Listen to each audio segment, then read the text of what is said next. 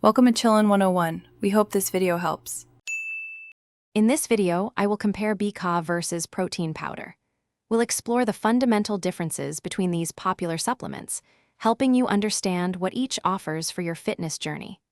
We'll look at their unique compositions, discussing how Bcaa consists of 3 specific amino acids, while protein powder provides a complete profile.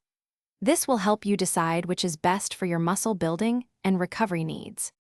Bcaa, or branched-chain amino acids, are often taken to support intense training. They can help reduce muscle soreness and fatigue, allowing you to push harder and recover faster. If you're working out in a fasted state or on a calorie-restricted diet, Bcaa can also be beneficial in preventing muscle breakdown.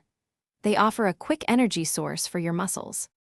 Protein powder is a versatile supplement, providing all 9 essential amino acids crucial for comprehensive muscle repair and growth.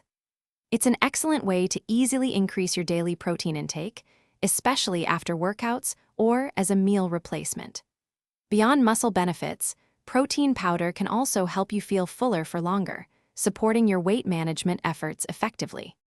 So, which one is better for you?